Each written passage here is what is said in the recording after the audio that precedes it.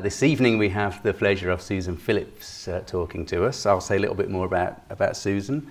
But first, just wanted to reiterate to those of you, if you are newcomers this evening, that the Big Art Talks are part of Birmingham Big Art Project, which is the proposal, the most ambitious public artwork that could have ever happened in Birmingham so far.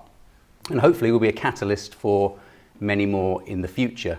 The site is very near to where we all stand and sit here. It is just over in Eastside City Park, next to the Woodman pub, next to the Curzon station, the oldest standing train station in the world, and right next to where the newest, biggest train station in the world, the Curzon station of HS2, will be completed somewhere around 2027.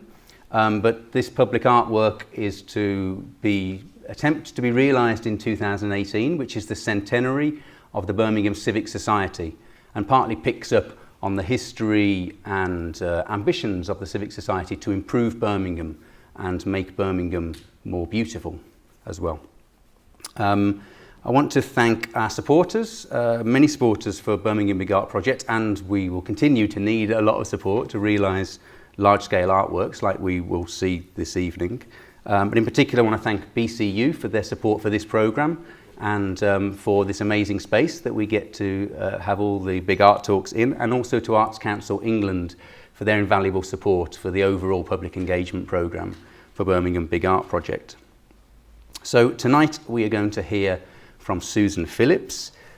Susan is a world-renowned artist, I would say, and winner of the 2010 Turner Prize. She was born in Glasgow. She lives and works in Berlin.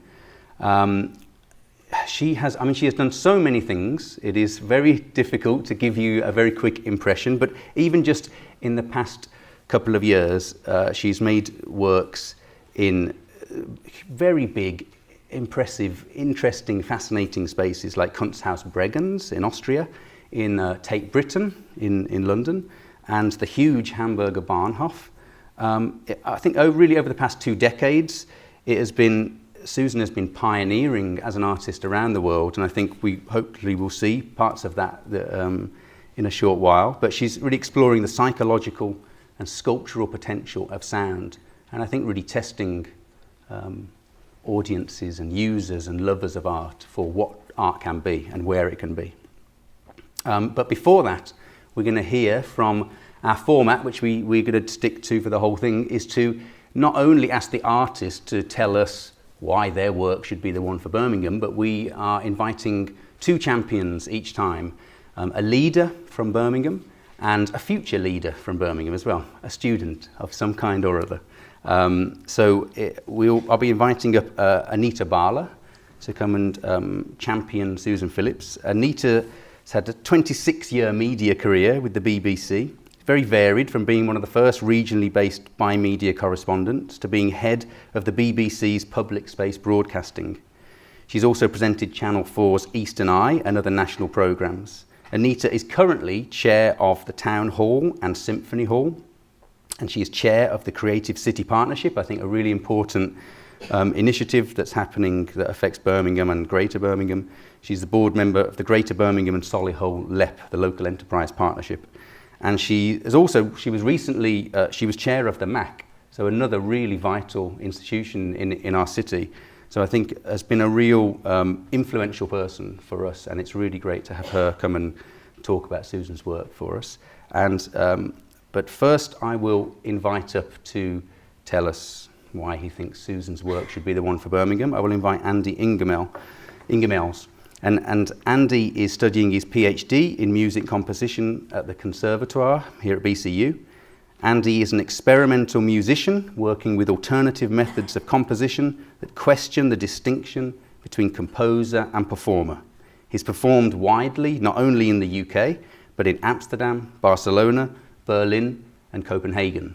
So I think probably a bit of a role model for all students by the sound of it, I think. Very high-flying student on his PhD here. So first, a little round of applause for our first champion, Andy Ingemels.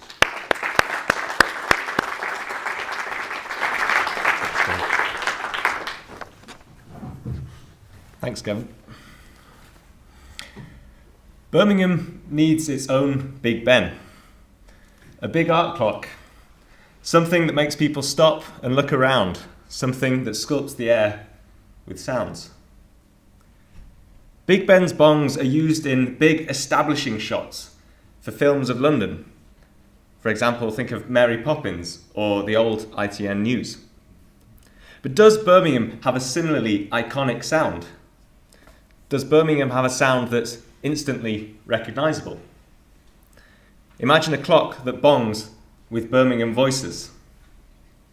I'm sat writing this speech in a Wetherspoons pub, a pub chain that famously doesn't actually play music.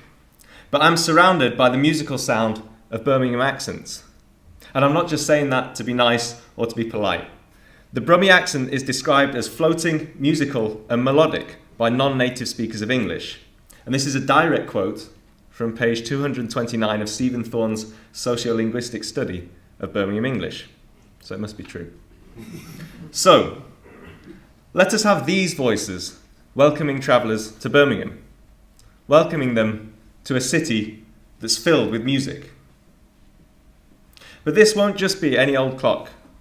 It's an evolving 24-hour piece of music that will drop in texture and volume at night and then build up during the day to a crescendo at noon. So Birmingham needs its own Big Ben for a big art project that's a big composition that rises to a big crescendo. Thank you very much. Thanks very much, Andy. Anita. Give a welcome to Anita Bala. Hi. Now, Susan's work is described as an oral clock that will stand as a monument to time, past, present and future. Now, when I saw it, I thought, how fitting that a new visual artwork should also include sound. I've been lucky enough to travel to many European countries on holiday and in my work, and one of my greatest pleasures is to sit in squares in towns and cities and listen.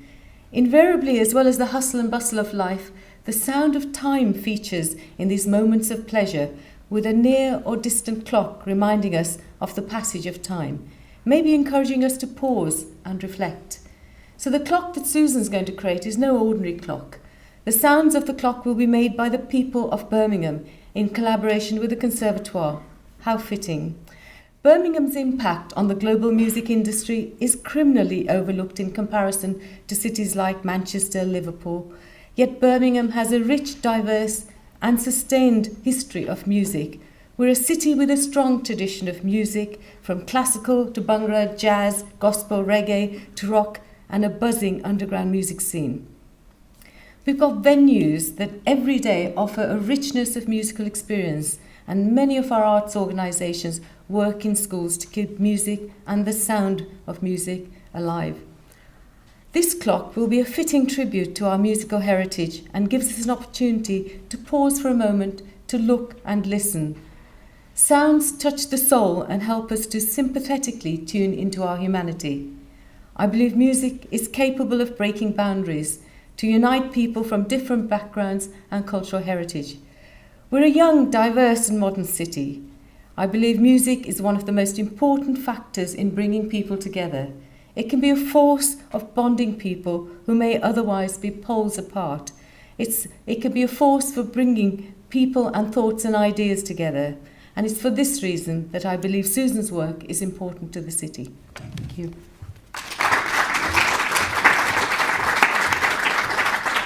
Thank you very much, Anita. I forgot to mention in the little intro that the models for the 5 artworks are on display at the moment in the Library of Birmingham. They've already been on display at Millennium Point, and then in December through to April they're on display at Birmingham Museum and Art Gallery. And we have a voting box there where you can vote for your favourite and you can add a comment. And I just picked out quickly before, because thought we want to show some of the little insights into people's thinking. So I just picked a few to say that. So about Susan's work, people who voted for Susan's work said, "I think the project is very unique and innovative. It will be amazing.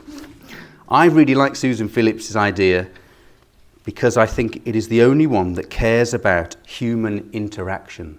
That's harsh on the others, but it's a good one. I love the idea of an interactive piece of art. The fact that it is a seating area is great too. It has functionality. People like that. Sick idea. And finally, genius. And on that note, please welcome Susan Philipsz.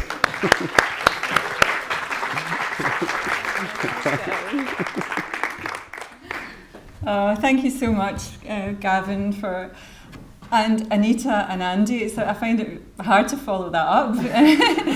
Yeah, I'm really thrilled to be one of the 5 finalists of the big Birmingham Art Project. Really, it's fantastic to be here, and I'm going to talk about Station Clock. But before I do, yeah, as Andy and Anita and Gavin mentioned, Station Clock, it's going to be a sort of multi-channel sound installation that involves the voices of Birmingham. And yeah, so I'll talk about Station Clock and how the idea developed, but I wanted to talk about some other works, related works, that kind of inspired it in a way. I mean, I'm an artist who has worked a lot in public space. I work primarily with sound, and I suppose I'm known for working with my own voice. That's how I became known, and I'm really interested in how sound can define space, how it can draw your attention to architecture, and it makes you see the space in a new way. I'm interested in the sculptural aspects of sound, and especially, as someone who what happens when you project sound out into a room and then you become very aware of your inner body space, and also the emotive and the psychological effects of sound, and in particular song, and how that can be a trigger for memory and heighten your sense of yourself in a particular place. So those things have always been concerns within my work from the beginning. And so what I wanted to do was talk about a couple of works from the beginning, like way back when I just fresh out of art school. I studied in Belfast. I did my master's there, and one of the things I really wanted to do was to work in public space. And so what I did is organise this exhibition where I invited other artists to join me in working with sound, not artists who had ever really worked with sound before, but so it was a real challenge for them, but also to work in this public space, which was this design centre in Belfast.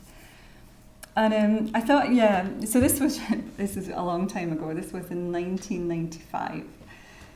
So so the design centre was, it was an award-winning building, but it was a bit of a white elephant. It just it was kind of lay half empty. No one really wanted to use the space. I think they built a new road in front of it, so it was sort of it was a shame, So when I approached them with this idea to do an exhibition there, they were really encouraged me, and so the artists used not only these empty spaces within the design centre, but also some of the occupied spaces.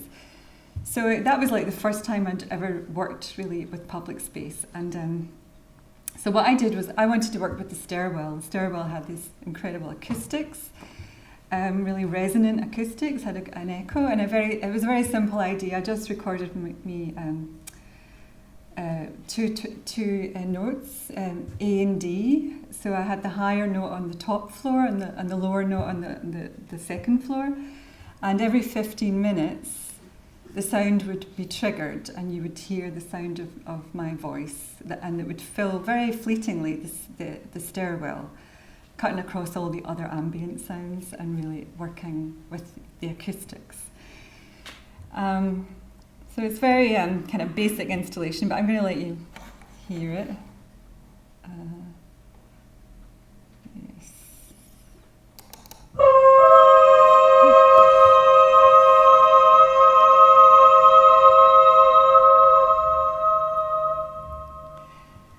So another work that I did around the same time, again in Belfast, was in Laganside bus station.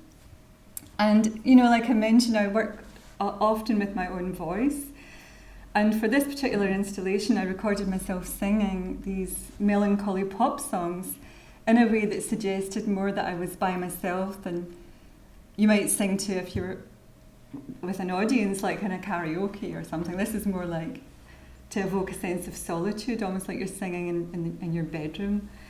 And so all the songs I chose to sing were in the first person. So they all had themes of longing and escapism. And and this was part of an exhibition called Resonate.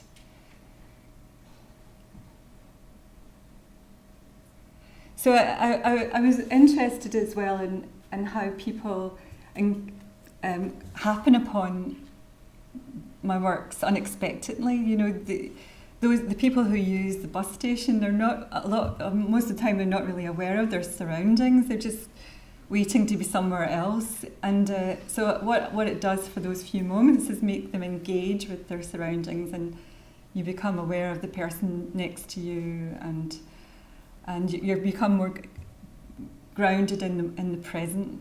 So I'll just let you hear. Again, this is 1996. In the next world war, in a jackknife juggernaut, I am born again. In the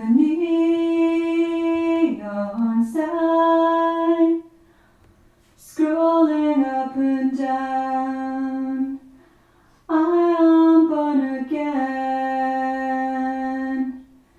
In an interstellar burst, I'm back to save the universe.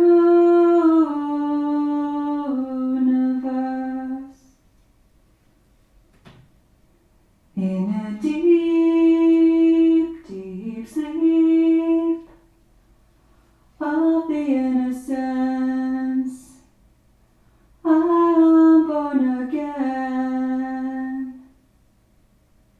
In a fast German car, I'm amazed that I survived. An airbag saved my life.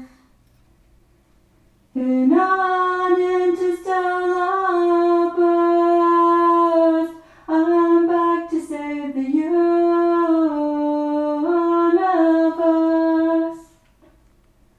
So I clearly don't have a trained voice. And when you hear the disembodied voice, it could belong to anyone, and it's and that's part of it. I don't try and dress it up post-production. I leave it very dry, the recording very dry.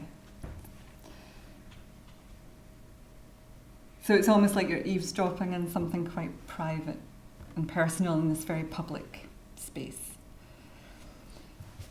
Okay, so this is a bit more recent. This is a work called The Lost Reflection, and it was for an exhibition called the Münster Sculpture Project in Münster in Germany. And it only happens every 10 years. And I'd heard about it, it's a very known exhibition, a big international exhibition. I knew about it as a student, so when I was invited to be in it, I was really thrilled. And it's all over the city of Münster, but I'd never been there. So when I went there to find a place to show it, to be inspired by. And so they gave me a bike and a map and just let me go off on my own to try and find a place. And Münster is a very sort of twee. It's full of cobbled streets and little churches, and it's pretty, but I wasn't really seeing anything that I found inspiring until I went to this lake, which is right in the heart of the city, and this bridge that crosses. I stopped at the bridge that crosses the lake, and it's a brutalist bridge. It's quite an ugly bridge, but I stopped underneath and I looked across the water. And I could see some other people looking back towards me at the other side. And so as I was doing that, this song came to my mind, this barcarolle, this famous barcarolle that I knew that I learned at school, and there's a lyric that's far away, you know, like, and it's a duet where one voice calls to the other, and so that kept coming to my mind as I was looking across the water, and then. So I decided that this would be the location for my sound installation, the Lost Reflection. And, you know, it was a bit like looking into a mirror as you were looking across the water, and also the way that the bridge seemed to mirror itself. You know, there was a kind of strange mirroring going on. So the Lost Reflection takes its name from Powell, the E.T.A. Hoffman story, the three stories. One of them is the Tale of Julieta, and which was made into a film by Powell and Pressburger. And the opening scene of the Tale of Julieta, she's out in her gondola and she catches sight of her own reflection, and her reflection begins to sing to her, and so she ends up duetting with her own reflections. So, and so this was something. I mean, the Tale of Julieta.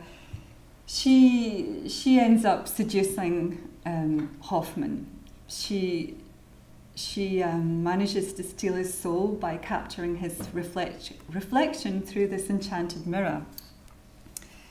But it opens with this this duet with herself. So what I've done for the Lost Reflection is, my Lost Reflection is to sing both the alto and the soprano and the alto soprano parts of this barcarolle, and have them on either ends of the bridge that crosses the lake. Now the bridge is 150 meters wide, you know, so it's quite a big space. But I was pretty convinced that you would be able to hear my voice from the other side. But I had a bit of a discussion about this with the technicians, and they weren't so convinced, and they thought it was impossible, and that I would have to employ all these, you know, tricky devices to kind of relay the voice to the middle of the bridge and everything. But I said, no, I'm sure with the acoustics that are produced from the underside of the bridge and the fact that sound carries across water, you will hear the other voice. So we did a test, and I was right. So, I'm going to play. It's just an amateur video that someone did on YouTube, which I think kind of captured a moment that I didn't quite capture myself with my own documentation. So I'm going to play that.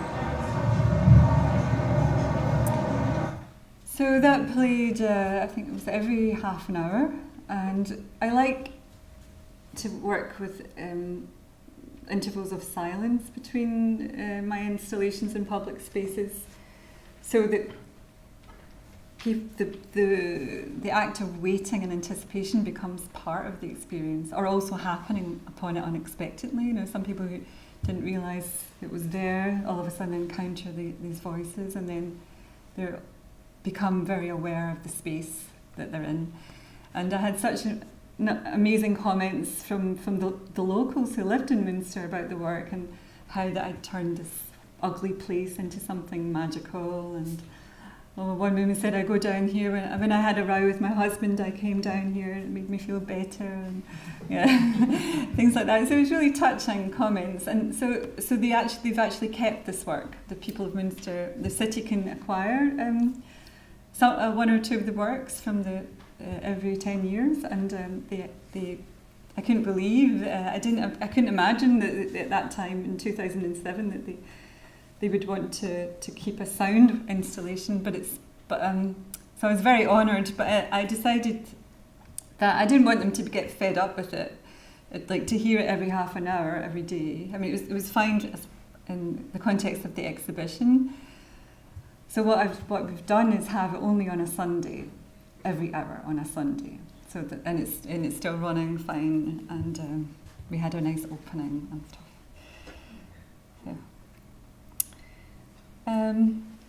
So this is more recent again. This is in Edinburgh. You might recognise Edinburgh. This is it's part of the Edinburgh Arts Festival, and in 2011, 12, 13, 12. So again, I was invited to make something new, a new commission for the Edinburgh Arts Festival. And even though I'm from Glasgow, which is just 45 minutes on the train, I seldom visit Edinburgh. So I was visiting it with fresh eyes, with a view to finding a location. And so I thought the best thing to do is just go to the highest point, which was Carlton Hill. And you get this incredible view of the city. You can see Edinburgh Castle in the background and all these amazing church spires, but one of the things I noticed while I was up there was this ball that drops. You see it on the left, and I didn't know, but every day at 1 o'clock they would drop this ball, and it was to signal to the sailors. Originally, they do it. They don't need to do that anymore, but they still drop the ball from the.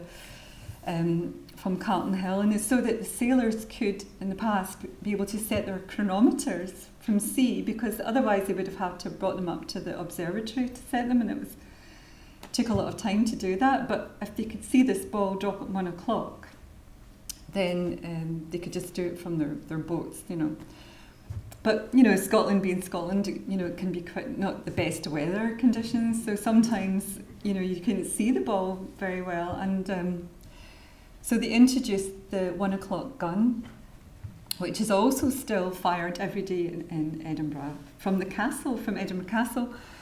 But in order for those two things to be synchronised, the sailors erected a physical cable that ran from Edinburgh Castle to Carlton Hill. So you had this line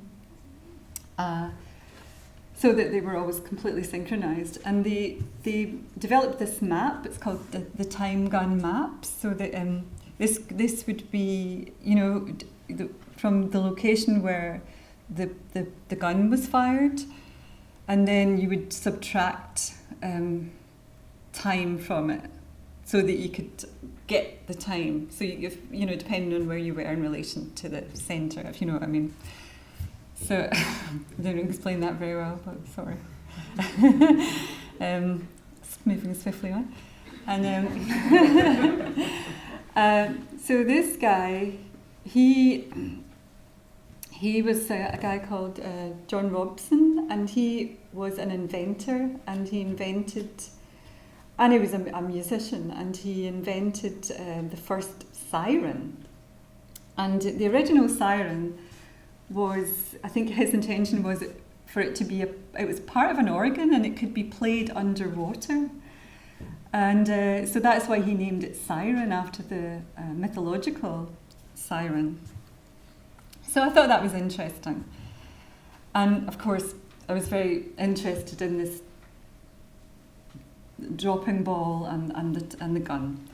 So what I did was make a sort of siren with my own voice. I discovered that the siren is usually a tritone of 3 voices or 3 sounds, harmonising tones.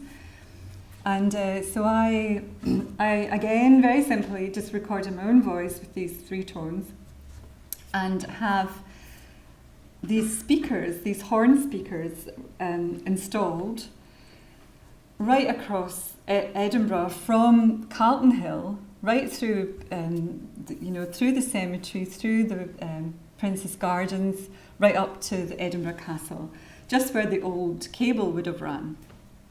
And then at 1 o'clock, the same time as the gun would be triggered, the sound would be triggered, and it was kind of it was staggered, so you could a sense of the sound moving through the city, kind of like a domino effect.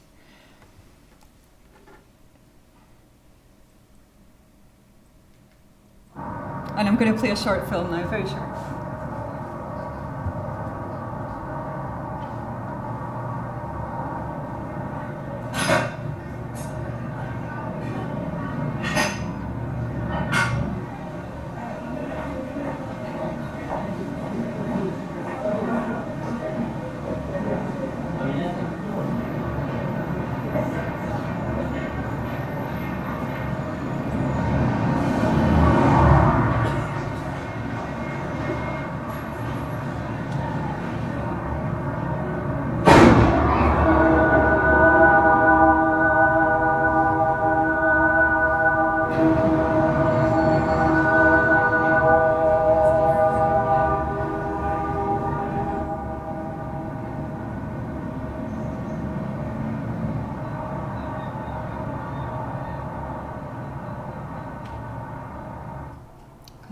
Some people even thought it was a train's horn when they heard it, So I was like, trying to say I have a voice like a foghorn.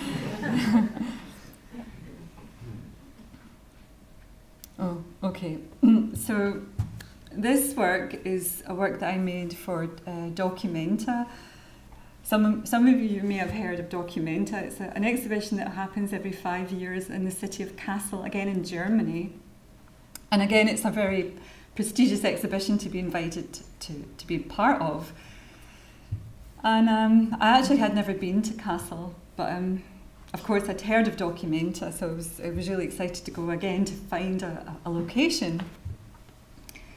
And I have to say I did struggle with finding a place, because Kassel is such an ugly city. I mean, it's really, the architecture is terrible and it's kind of got this miserable atmosphere. And anyway, I'd almost given up hope but then when I went to the train station, I thought, okay, this has something. This has got the atmosphere of the train station compelled me, and it was, I discovered it had formerly been the main station, but they built another one after the war, and now this is the end station, the terminus, and only for some regional trains and trams.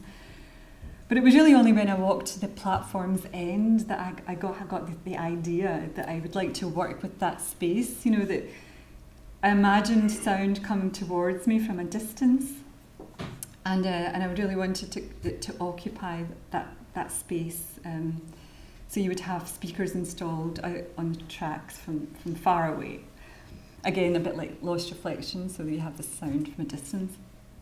But that was it. I didn't have any other idea other than exploring these kind of recurring themes of distance and separation.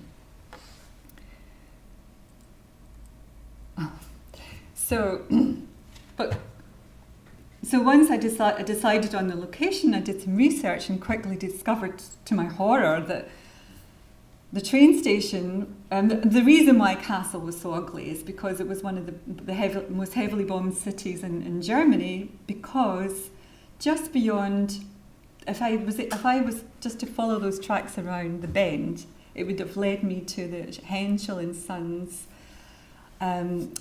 ammunitions factory. I mean, it was originally built to make trains, but then during the Second World War it became a forced labour camp. And it still exists today. I mean, it's not a forced labour camp anymore, but they still produce trains and things inside. It still functions. So this train station was also, I discovered that it was used for 3 main deportations of the Jews to concentration camps. One of them being Theresienstadt. And Theresienstadt was a camp that I was familiar with after reading this book by Sebald called Austerlitz. And the character in the book is trying to find his mother, who was an opera singer. And they apparently sent all the kind of creative people to Theresienstadt. Musicians, writers, poets, artists would be sent there. And so he was looking through old footage to try and see if he could get a glimpse of his mother. And it also mentions Pavel Haas, this Czech composer. And this is the forced labour camp where they're making Tiger 1 and Tiger 2 tanks at Henschel and Sons.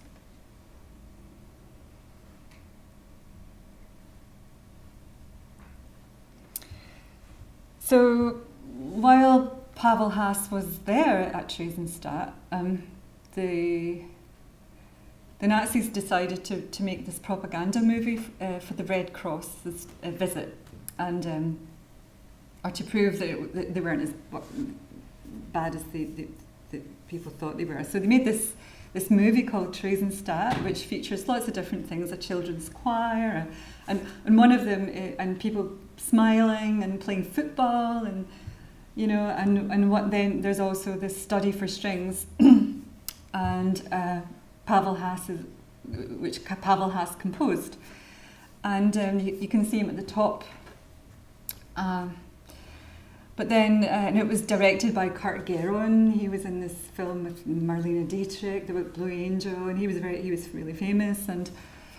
But anyway, when it was a wrap, when they finished the film, they were all sent to Auschwitz, and most of them were killed, including Pavel Haas. But the conductor survives, and the score is destroyed, but he remembers it, and he manages to piece it back together again.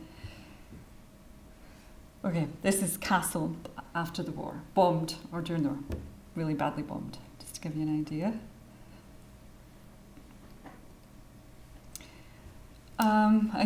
So what I did was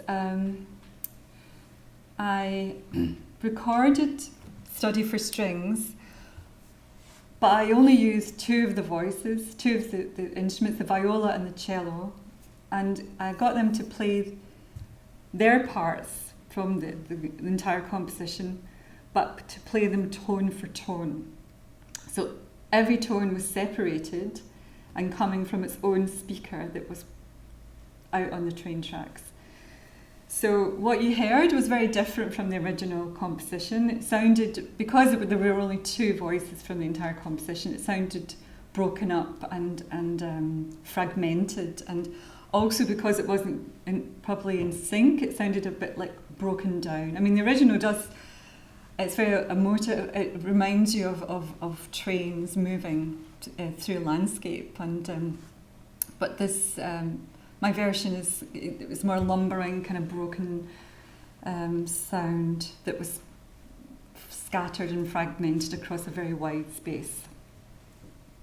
And this was a leaflet that I produced in the same style as the Deutsche Bahn train leaflet. So for people who wanted to know more about the project, they could read about Pavel Haas and and Theresienstadt and so on, and Henschel and Sons.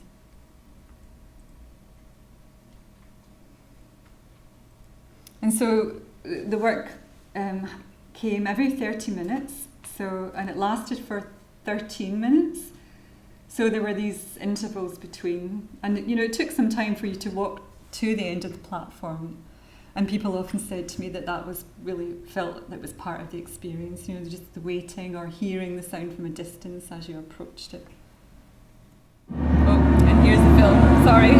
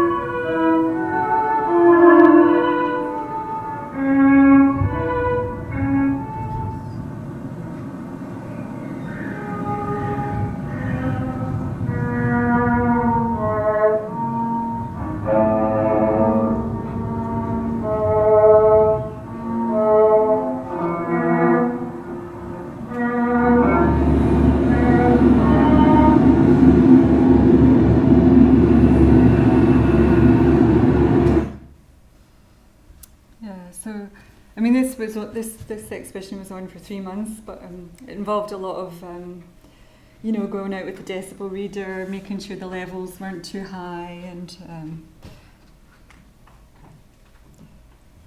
So this is an exhibition that I just opened this year, or it was part of it's called War Damaged Musical Instruments. And it's an ongoing series of recordings that I've been making over a period of 3 years of musical instruments that have been damaged in war. And I also showed it here in Birmingham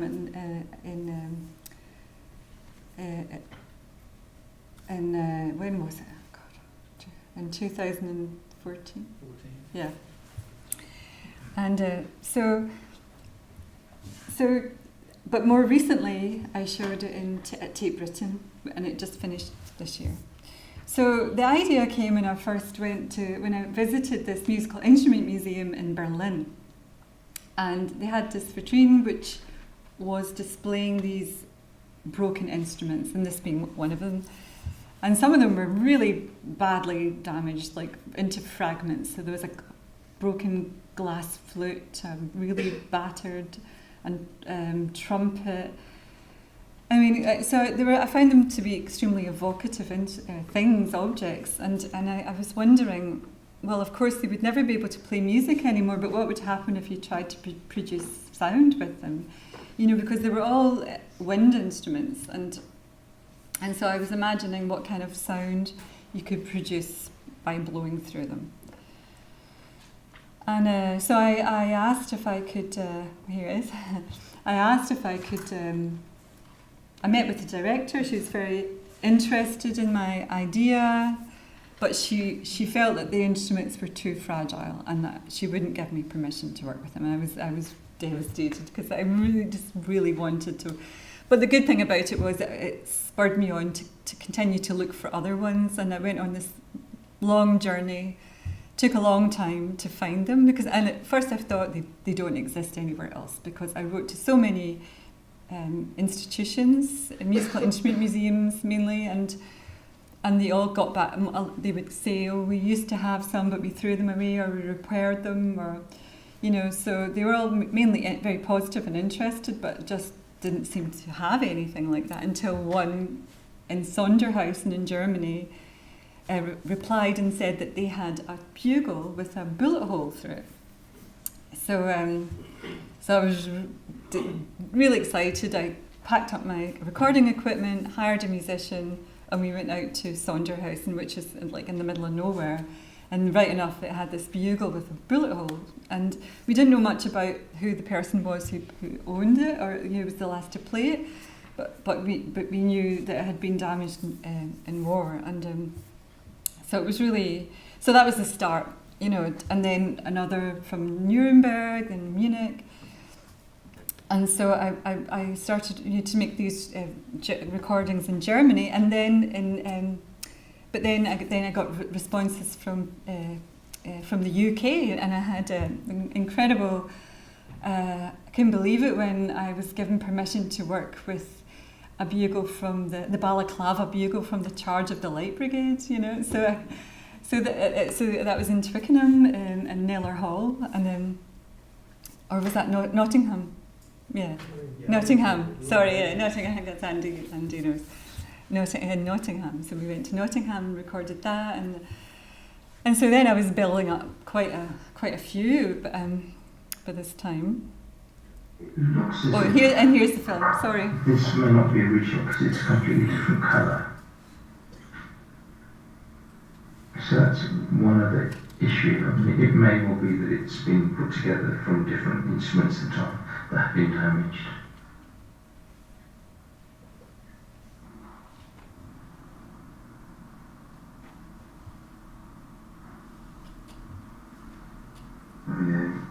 The power is completely disintegrated into the power, which means that no gun work at all.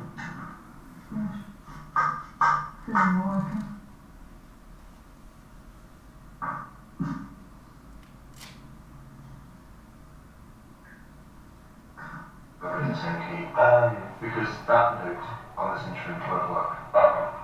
That's not been damaged on the shrapnel. Yeah.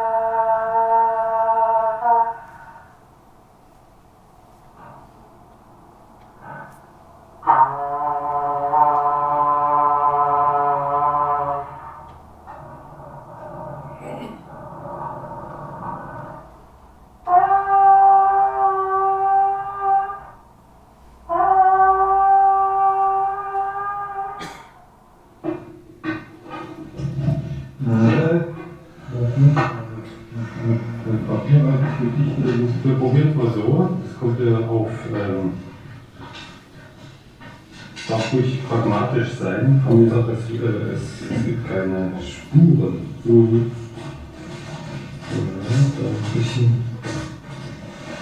Ja, also es muss halbwegs dicht sein, sonst macht es wahrscheinlich keinen Sinn, oder? Was meinst du? Ja, aber es sitzt, ich weiß nicht, ob wir also für mal testen.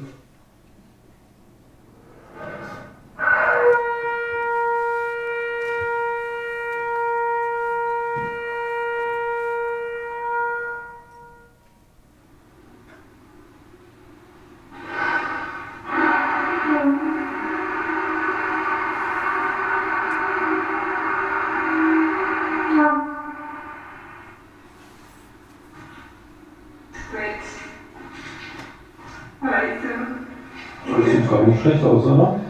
Ja, wir haben ja nicht geschätzt, aber was reingelötet. Oh, keine Ahnung.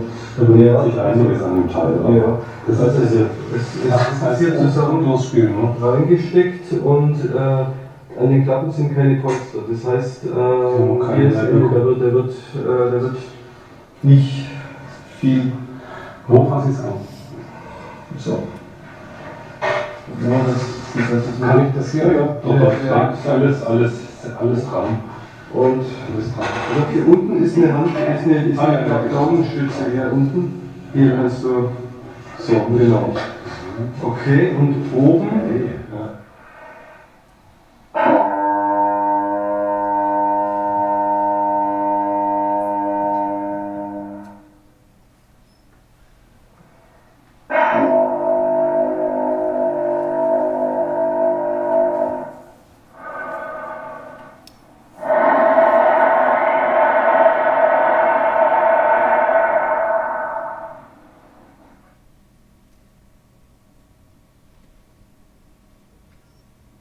And these are the instruments from Berlin. They finally gave me permission to work with them.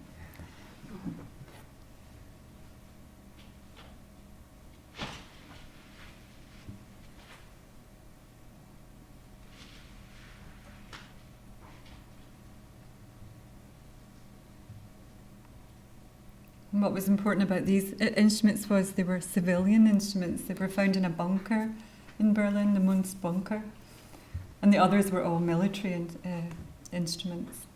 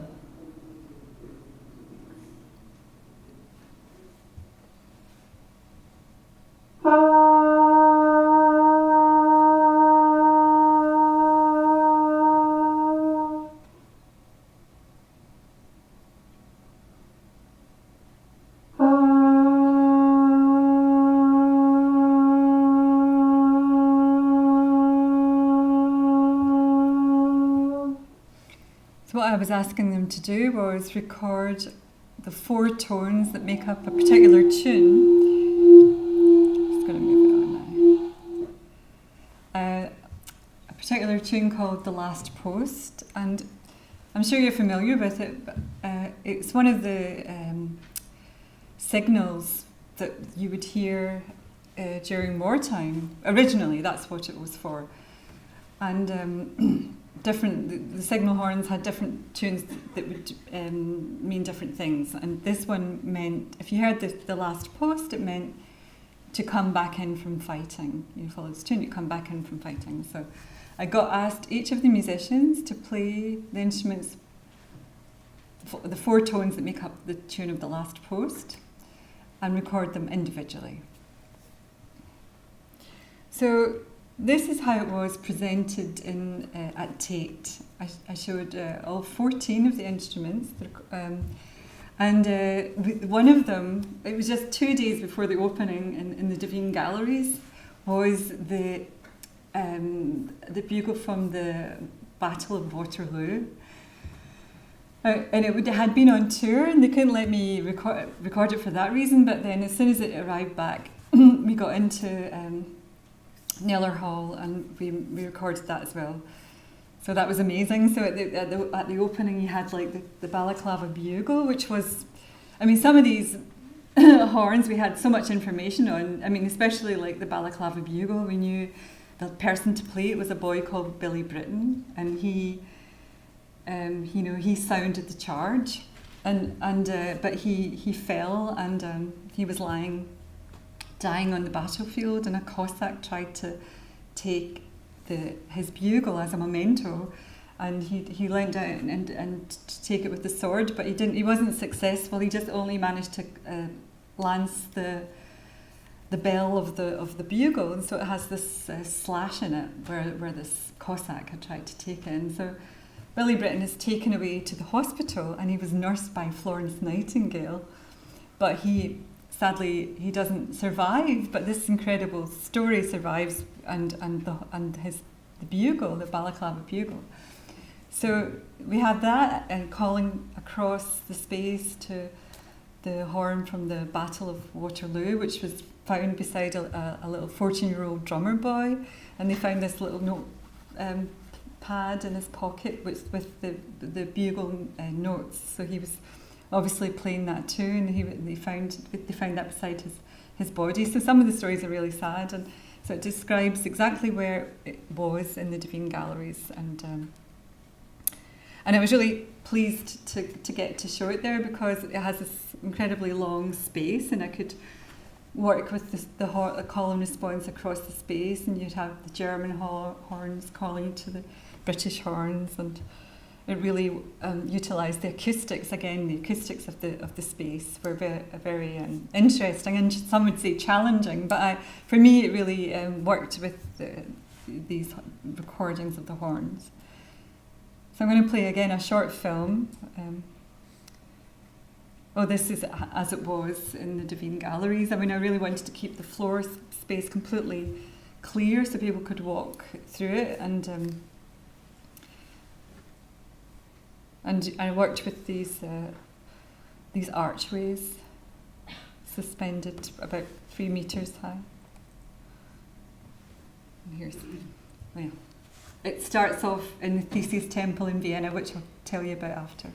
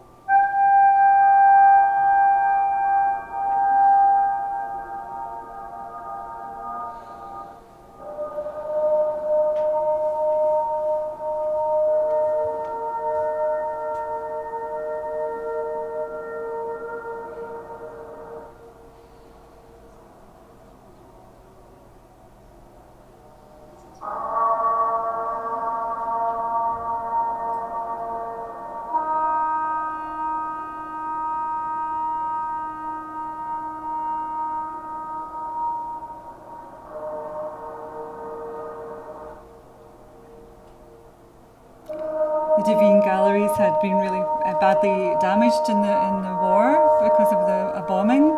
And there's some photographs I found in Tatler magazine of the then director standing in the rubble of the Devine galleries. So it had a resonance there for that reason too, and also it had been used as a military hospital, or it was the site of a military hospital.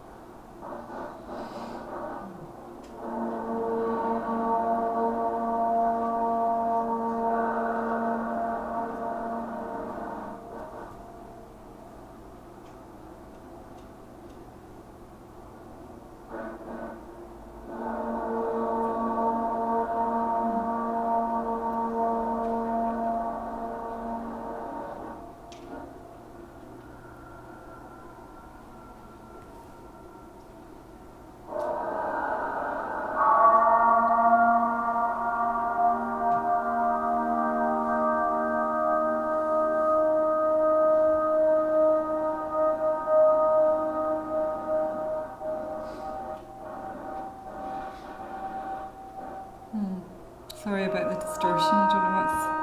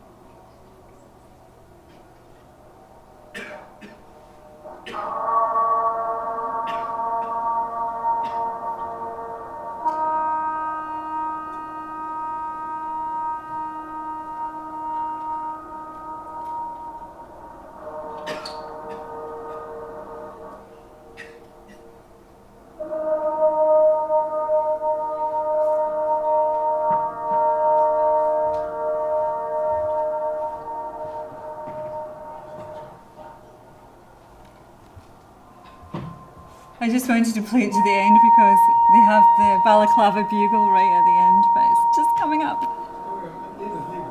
Yeah. That's it.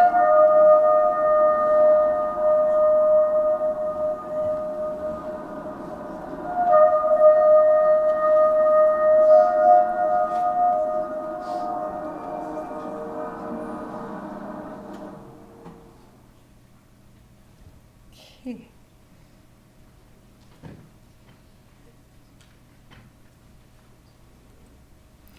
Okay, which brings me to station clock.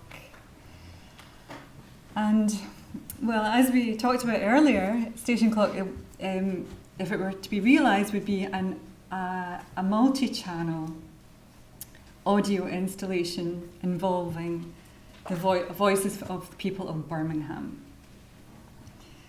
And I've sort of gradually moved away from working with my own voice and been working with other voices, like we talked about earlier, you know, the voices of the work at Castle and Munster. And I like my own voice. I wouldn't only want to work with trained professional voices. I mean, I was very happy to get to meet the people of the Conservatoire when I was here before on the War Damaged Musical Instruments project, and they were so enthusiastic and engaged and willing to collaborate at that stage on or to help me with research and things. So that was always in my mind when Gavin approached me to put a proposal in for it. And so this idea that I would work with other people, it was something that I wanted to do from the beginning.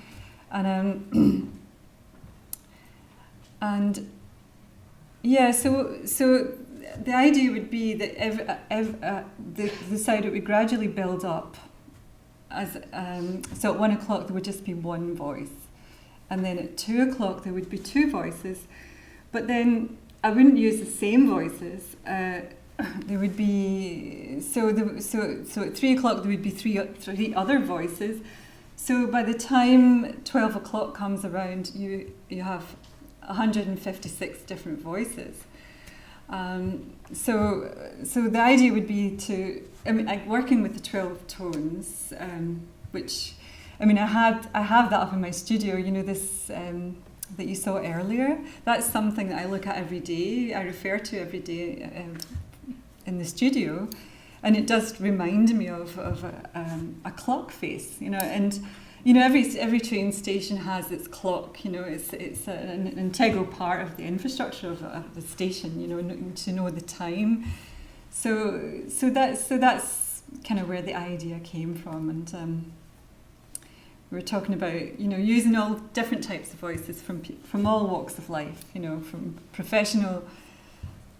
It could be a bin man who has an amazing baritone voice, or or someone like me who doesn't have a perfect voice at all. It doesn't. They don't have to be great singers, but the idea would be that you would advertise it, and so people could come and get a chance to participate in this. And we could do that through the conservatoire and make the recordings there.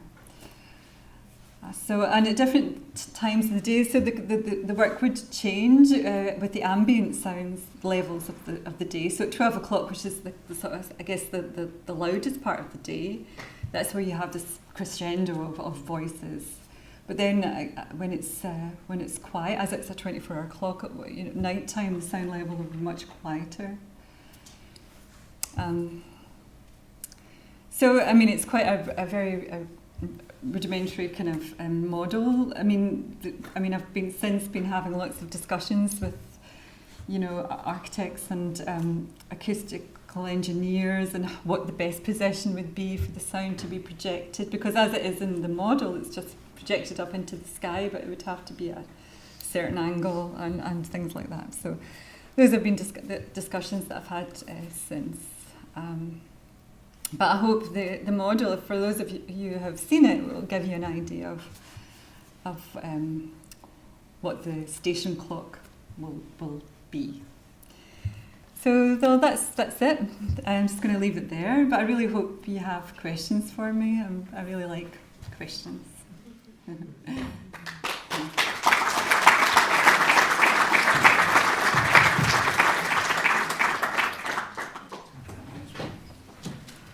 Right, thanks very much, Susan. That was brilliant. I think we should have lots of questions because we want to get into that nitty-gritty. I'm caught a little bit by that idea of the people of Birmingham and our voices and our lilts and musical nuances, like Andy mentioned earlier, almost being able to be played like akin to the war-damaged instruments, that we need to be played to get a different sort of voice out of us somehow. And that quite excites me because I don't really know what that is going to sound like.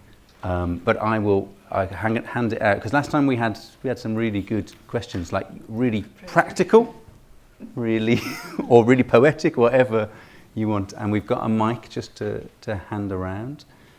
We did have a very brave soul who started us off last time. Anyone want to weigh in with the first question? Hi. I'm just really interested, as you said that, are you just going to have a Brummie accent, or because Birmingham is so multicultural, are you going to have accents from absolutely. different... That'll really enrich it, give it a lot more texture. I think so. Yeah. No, absolutely. Thank you.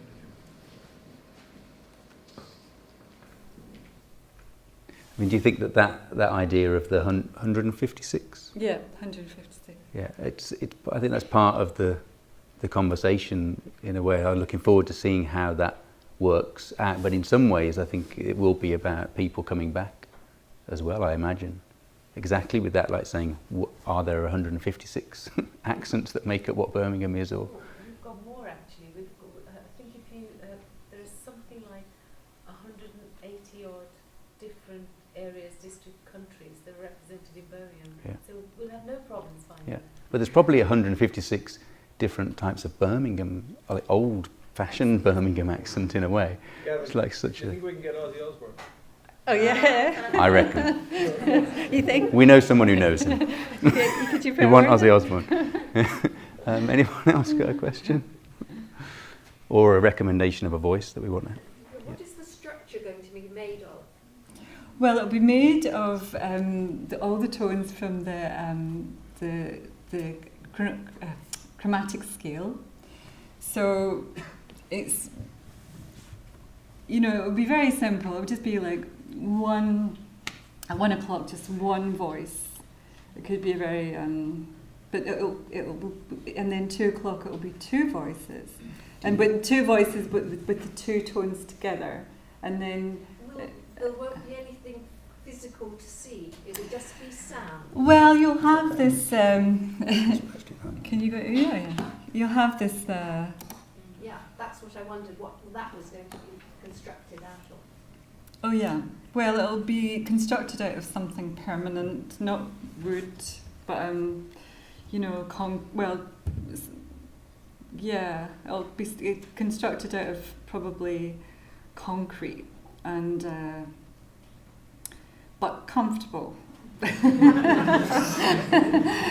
Heated concrete. No. Yeah, I mean, I haven't really developed it that far. I mean, I've been talking to different architects who've been exploring materials, who've worked in things before. But Is that because you want to get the sound part? You're yeah, prioritising that the over the sound part. physicality of Yeah. the site? Or? Yeah, because I think I've been thinking more about the sound, the space underneath, which is where the sound would resonate. Because, I mean, as it is right now in this little model, I mean, the sound isn't really, I mean, you don't really, and it's not contained, so you really have to think about that, or I've been thinking more about that, how that sound, the space underneath that you don't see, will be the resonator of the sound. But you still want it that, like in the model, you could stand on the speaker? Yeah, you can stand. Yeah, it'll be completely weatherproofed and flood-proofed, and those are things I have been talking about. And but the actual seating part of it is, I'm still kind of working on that. Hiya. Hi. You mentioned that you're using the voices of people from Birmingham, but if you have people just singing a simple tone, do you think that accent will really translate into the sounds of people here? And in that location of the new HS2 site, how can you assure that this important quality of place is actually translated into the work and not just lost as a generic sound to the new station environment?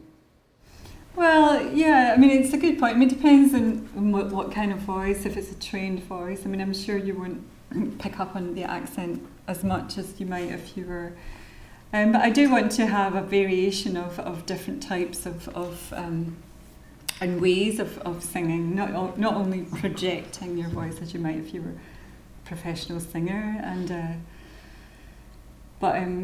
yeah, so, I mean, just... I've been listening to different people on YouTube, for instance, and it's interesting about what you say about the accent, because sometimes you really do, but pick up on an accent, but if you're singing in a way which is more like mimicking things that you hear, often you sort of try and impersonate your favourite singer, you sort of, the accent kind of gets lost, but so I would encourage that, in the people that I audition for Station Clock, that it wouldn't just be these kind of that way of singing, and could also be very intimate and quiet, and Is that something that you would test out on the site, in the way that you were testing out Under the Bridge in Munster, to see how that effect is? Would there be a period of that happening? Well, yeah, I mean, that would be the ideal situation, yeah, to test it, yeah. And I know at the moment it's kind of like a wilderness around there, so it would be a great chance to kind of do some tests. But yeah, of course. Susan, it was very interesting to see some of your previous work, and I was struck by the fact that there were some relatively small numbers of people with a lot of concentration in the experiencing the work. And I wondered, in this context of a public square, which at least at some times of day is probably going to be extremely busy with people, many of whom want to get from A to B and through it, and some others may want to sit. So I'm interested in what feelings you would really like to evoke in the people who experience your artwork. And it's in two parts, actually. Part A is those who are there on the hour and experience one of these 12 things. And part B is the 95% of people who are not there on the hour. Yeah, no, it's a good question. I mean, I think for those people, that it will be acting as a kind of aural clock. It will mark the time, and it will draw attention to the place and their surroundings, and maybe define the neighbouring architecture. How depending on what's there. And I think it will. I mean, these are very. I mean, it's not like a melancholy pop song. But because of the tones are recorded separately, individually, but together. So you have this feeling of togetherness, but also of separation as well. I think so especially when there's just like one lone voice. And I think it'll constantly change, and it will also depend, at which time of the day. I mean, like 12 o'clock, because you have this chorus of voices coming together. And then when it gets like twilight, when there are fewer voices. I will compose it, and to think about those times of the day, and to evoke different feelings in the voices and yeah. That sounds like you, in a way, the work is suggesting that it might capture all emotions, because it is this complete circle of time.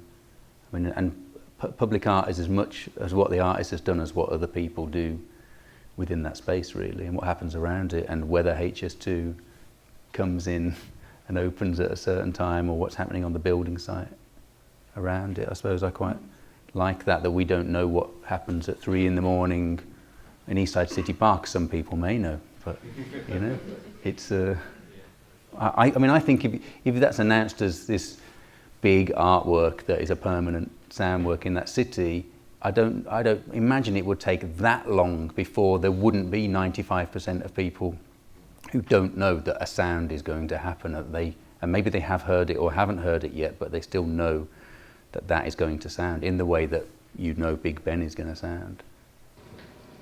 Susan, thank you for your talk. I found it really interesting.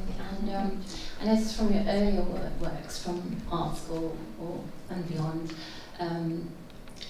it seems as if they were more impromptu or perhaps not, but very simple and informed by your interest or culture.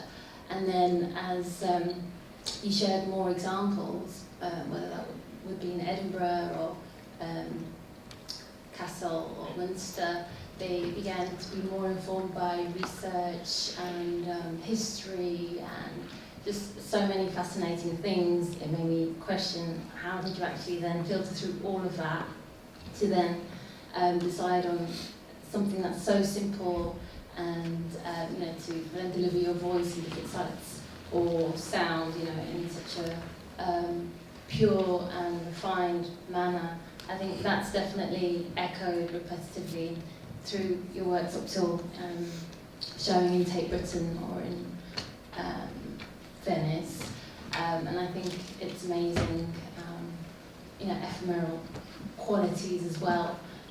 So my question is, which ways do you prefer to work? Have you got a favourite project that's really kind of resonated with you, that's really stuck or is it hard to choose? Because now looking at this, the idea does seem very simple. How you're executing it seems quite challenging, and yet I'm sort of preempting it's going to be very successful work.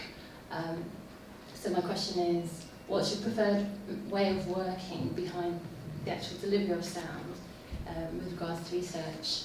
And can you share that with us, Katie?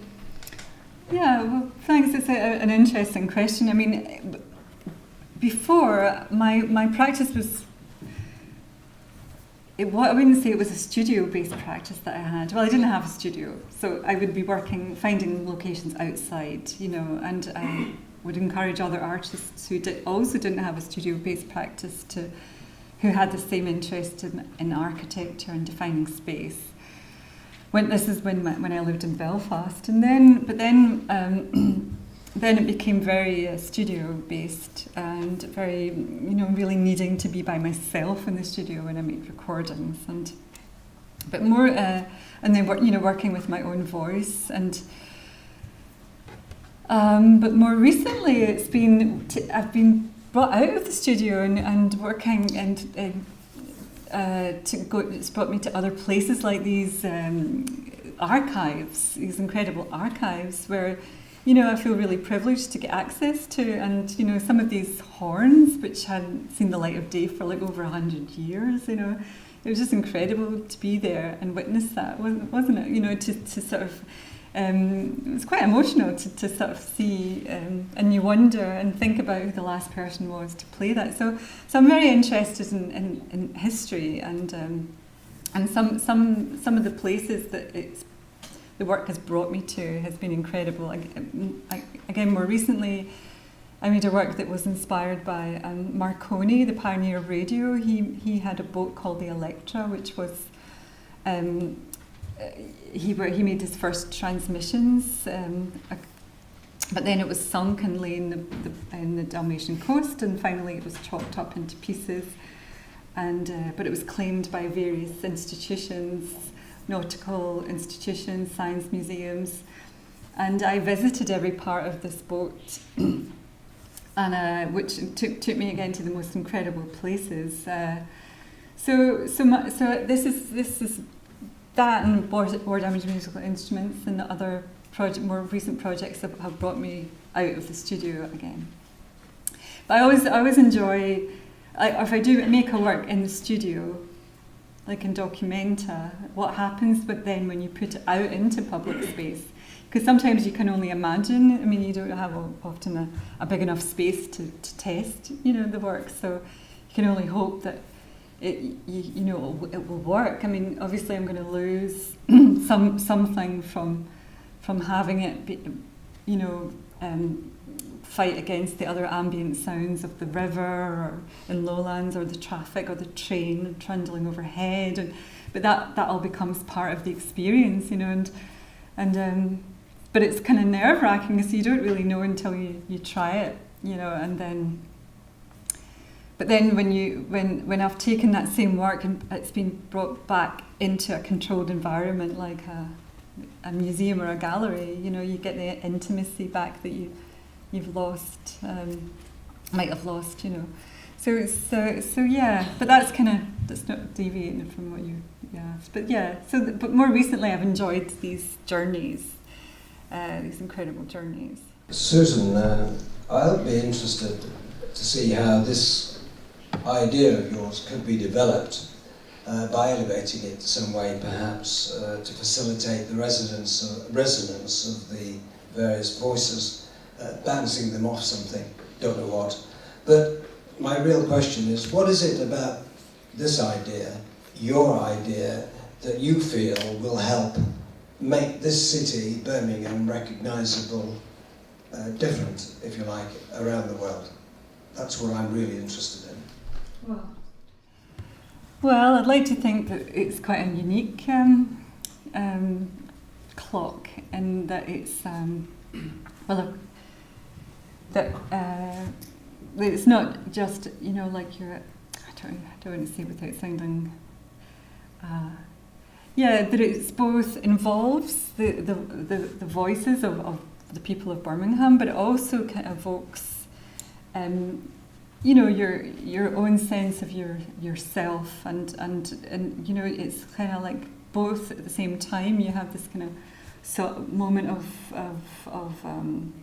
reflection, even with the voice. Everyone can identify with the human voice, a disembodied voice. It could be anyone's voice, and it's a collective experience as well. And those are things that I really enjoy in previous works where people have this collective experience of listening, and I think that's something that is powerful, you know, when people, yeah.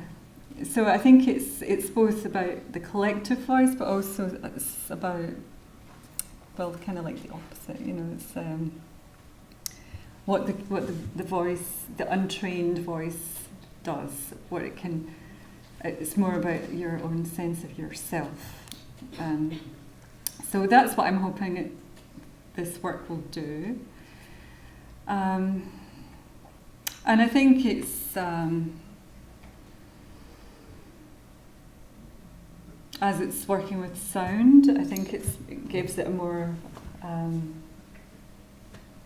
unique quality, you know, sound in public space. And I think it's definitely something that's becoming a lot more part of public space.